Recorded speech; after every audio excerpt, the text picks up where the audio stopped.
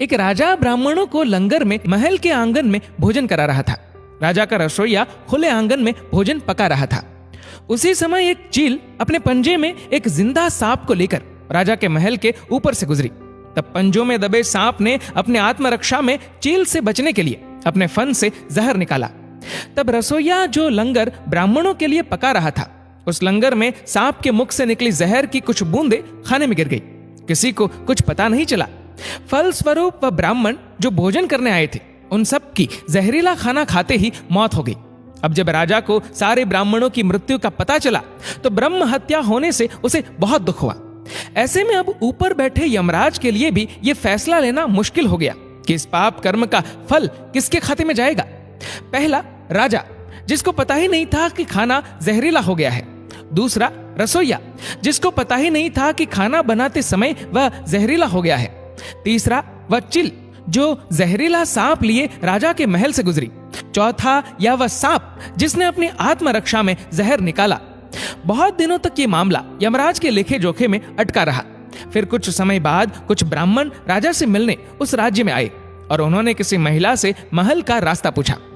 उस महिला ने महल का रास्ता तो बता दिया। रास्ता बताने के साथ साथ ब्राह्मणों से यह भी कह दिया कि देखो भाई, जरा ध्यान रखना, वह राजा आप जैसे ब्राह्मणों को खाने में जहर देकर मार देता है। बस जैसे ही उस महिला ने यह शब्द कहे, उसी समय यमराज ने फैसला ले लिया कि उन मृत ब्राह्मणों की मृत्यु के पाप का फल इस महिला के खाते में जाएगा और इसे उस पाप का फल भुगतना होगा।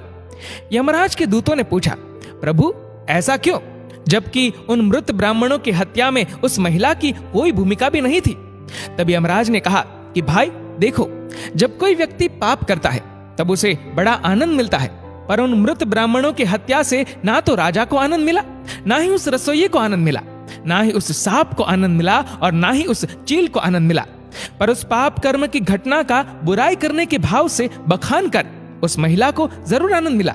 इसलिए राजा के उस अनजाने पाप कर्म का फल अब इस महिला के खाते में जाएगा।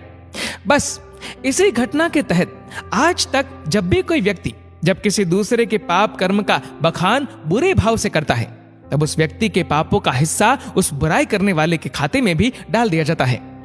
अक्सर हम जीवन में सोचते हैं कि हमने जीवन में ऐसा कोई पाप नहीं किया, फिर भी हमारे जीवन में इतना कष्ट क्यों आया।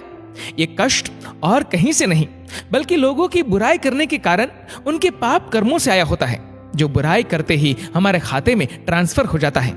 इसलिए सावधान रहे।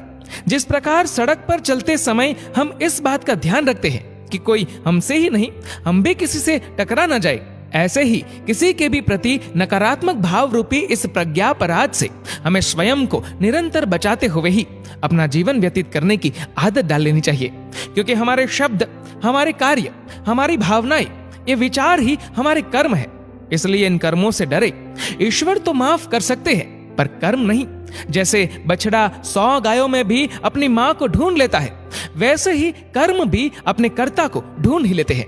दोस्तों, इस वीडियो को लेकर आपकी क्या राय है, नीचे कमेंट करके जरूर बताएगा। और अगर आपको वीडियो अच्छा लगा हो तो इस वीडियो को लाइक करेगा, शेयर करेगा ज्यादा से ज्यादा लोगों तक। और ऐसे ही और भी इंस्पिरेशनल वीडियोस के लिए सब्सक्राइब करें हमारे यूट्यूब चैनल को और फेसबुक पर फॉलो करें हमारे पेज को।